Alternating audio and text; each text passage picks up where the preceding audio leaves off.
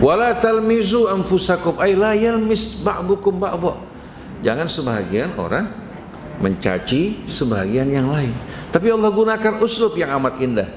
Jangan kalian mencaci diri kalian. Karena siapa yang mencaci orang lain berarti membuka diri untuk mendapatkan balasan cacian.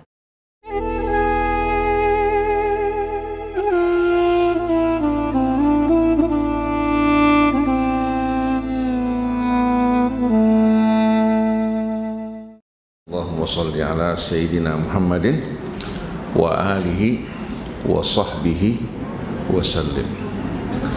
Rabbana atina min ladunka rahmah wa hayyi' lana min amrina rasyada. Rabbana zidna ilman wa alhiqna bis salihin. Amma ba'du. Para jamaah hadirin hadirat yang dirahmati Allah Subhanahu wa taala, bil khusus Habib kita Al-Habib Muhammad Zain Al-Hadi hafizahullah wa atallahu baqa'ah wa ayyadahu fi da'watihi bil qawli thabiti fil hayatid dunya wa fil akhirah.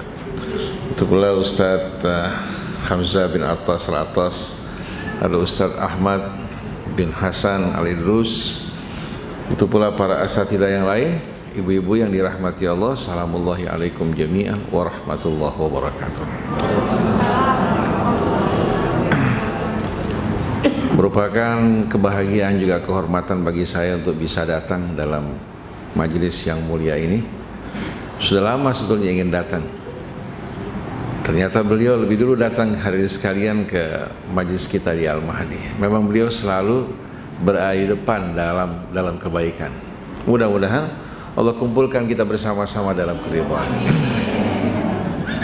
Dalam surah Maryam pada ayat-ayat terakhir Allah berfirman, innal ladzina amanu wa amilus shalihat sayaj'alu lahumur rahmanu wudda. Sesungguhnya orang-orang yang beriman dan mengerjakan amalan-amalan saleh, Allah Subhanahu wa taala akan jadikan bagi mereka di antara sesama mereka wudda. Kata wud ini amat indah sekali. Ada akar kata yang lain yaitu mawaddah.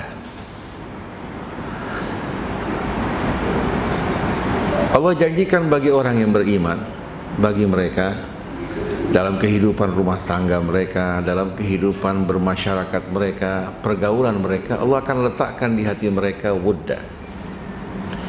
Berarti kalau orang-orang yang beriman atau mengaku beriman, bahkan mengerjakan amal soleh, tapi tidak tumbuh di hati mereka rasa wud di antara sesama mereka, berarti apa yang mereka klaim, yang mereka lakukan sama sekali tidak apa? Tidak menghasilkan buah apa-apa sama sekali. Seperti banyak orang membaca Al-Quran, kebalikannya Al-Quran mengutuk dirinya. Rubba talin lil Quran wal Quran yal'anuhu. Dia membaca Al-Quran tapi sama sekali tidak ada rasa hormat di hatinya terhadap Al-Quran.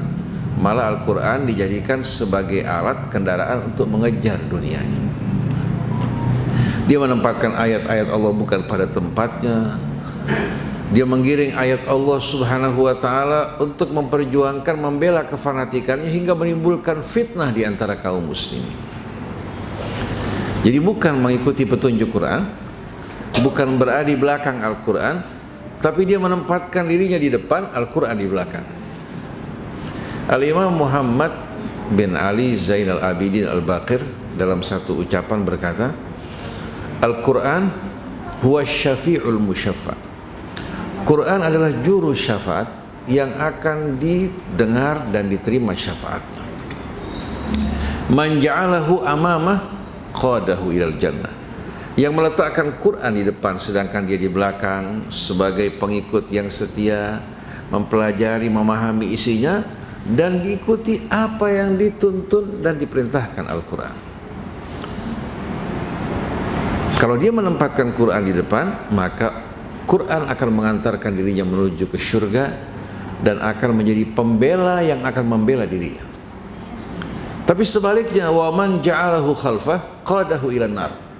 Yang meletakkan Quran di belakang, dia di depan, lalu mengambil dari ayat-ayat Quran untuk membela pendapatnya, kelompoknya maupun golongannya, bukan mengikuti perintah Al-Quran yang membangun keimanan, kecintaan di antara orang yang beriman, tapi malah memecah belah umat Islam menjadi kelompok-kelompok yang bertikai, berselisih hingga melemahkan kekuatan mereka. Orang semacam ini bukan mengikuti Quran, tapi apa? Menjadi imam di depan, Quran di belakang, hanya menjadi alat pembenaran. Qadahu ilan nar, orang semacam ini akan dijerumuskan ke dalam api neraka.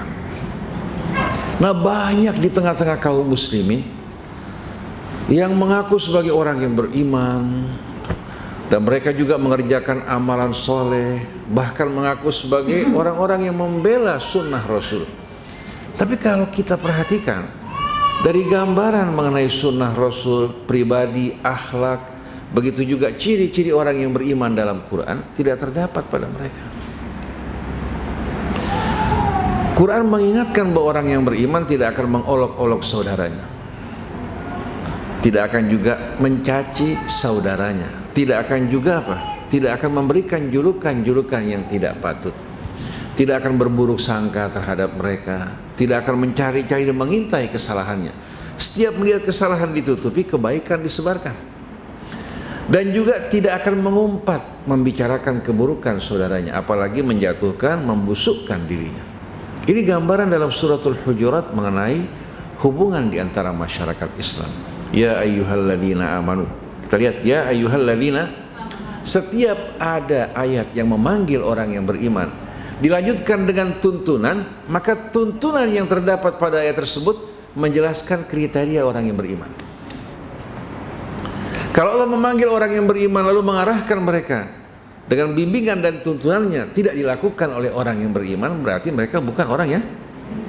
Jadi wahai orang-orang yang beriman, la yaskhar qaumun min qaumin asa an yakunu khairan minhum. Jangan satu kaum mengolok-olok kaum yang lain. Asa ini menjelaskan apa? Kalau kita mengucapkan berarti semoga yang berisikan harapan. Tapi kalau Allah yang mengucapkan artinya apa? Kalau kita mengatakan asa, berharap. Tapi kalau Allah yang mengatakan asa an yakunu khairan minhum, ini menunjukkan apa? Kemungkinan yang besar, kepastian. Kemungkinan yang besar, ya, yang diolok-olok itu akan lebih baik di mata Allah dari mereka yang suka mengolok-olok. Karena mengolok-olok tidak akan memperbaiki keadaan, malah apa? Akan membuat orang semakin jauh dari kebenaran, akan menumbuhkan kebencian. Jadi bagaimana mungkin orang yang berdakwah dengan mengolok-olok orang lain akan mampu memperbaiki yang salah, malah akan membuat orang semakin jauh dari kebenaran. Wala nisa'um min nisa'in asa an yakunna khairan minhun. Begitu juga hendaknya sebahagian wanita tidak mengolok-olok sebahagian yang lain, karena kemungkinan besar yang dicemoohkan dan diolok-olok ini lebih baik dari mereka yang mengolok-olok. Wala talmizu anfusakum ay la yalmis ba'dukum ba'dha. Jangan sebahagian orang mencaci sebahagian yang lain. Tapi Allah gunakan uslub yang amat indah. Jangan kalian mencaci diri kalian. Karena siapa yang mencaci orang lain berarti membuka diri untuk mendapatkan balasan cacian. Seperti seorang mendengarkan Rasul mengatakan orang yang paling durhaka pada orang tuanya yang mencaci maki orang tuanya. Sahabat mengatakan, bagaimana mungkin kami mencaci orang tua kami ya Rasulullah? Orang Arab punya kebiasaan membangga-banggakan orang tua. Rasulullah mengatakan, kalian lakukan. Kalian mencaci ayah seseorang, akhirnya dia mencaci ayah kalian. Sama kalian dengan mencaci orang tua sendiri. Seperti orang yang memaki-maki orang-orang di luar Islam, memaki sembahan mereka, akhirnya membuat mereka kurang ajar, mencaci maki Allah Subhanahu wa ta'ala. Betul tidak? Hingga Allah berfirman, wala tasubbul ladzina yad'una min dunillah fayasubbullaha adwan bighairi ilmin. Jangan kalian mencaci, memaki, ya, sembahan-sembahan yang disembah oleh mereka-mereka yang mempersekutukan Allah. Juga jangan mencaci maki mereka, akhirnya mereka dengan sikap kurang ajar memaki Allah Subhanahu wa ta'ala. Maka pelaku utamanya siapa? Kita sebagai pelaku utamanya. Umat Islam dicaci dan dimaki karena kita punya kebiasaan mencaci maki orang di luar Tugas kita berdakwah. Kalau mereka tidak terima, faqulu syahadu bi anna muslimun. Jadi jangan kalian mencaci sesama kalian, karena ini akan menumbuhkan kebencian dan tidak akan memperbaiki keadaan.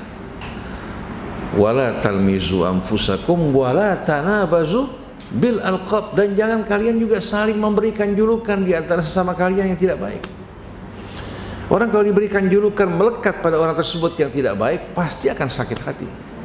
Tiap orang memanggil julukannya, dia akan teringat pada orang yang memberikan julukan tersebut.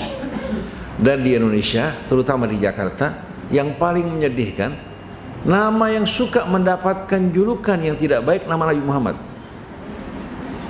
Di daerah Cawang aja ada Mat Meler, Mat Leor, Mat Tanduk, Mat ini. Bayangkan coba. Dosa nggak?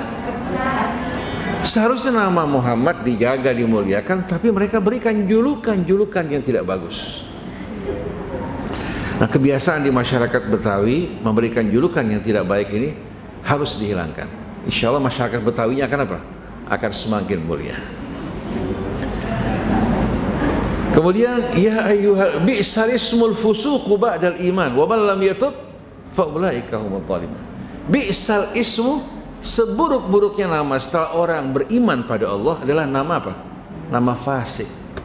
Kalau orang melakukan perbuatan tadi, walaupun dia sholat, berpuasa, berjubah, berjenggot, hitam jidatnya, tapi punya kebiasaan seperti ini, maka dia sama. Sedangkan orang non-muslim, seperti katakan agama Kristen, Tuhannya 3, kitabnya 4, betul enggak? Sektenya juga cukup banyak, tapi kenapa di permukaan tidak terdengar penentangan? Mereka bisa bekerja sama bersatu, padahal Tuhan mereka ada 3. Kenapa kita yang Tuhannya satu, nabinya sama, lagi bertengkar di antara kita, kaya enggak, maju enggak, betul enggak, menarik enggak, negara berada di tangan orang lain, betul enggak? Apa yang mau dibanggain?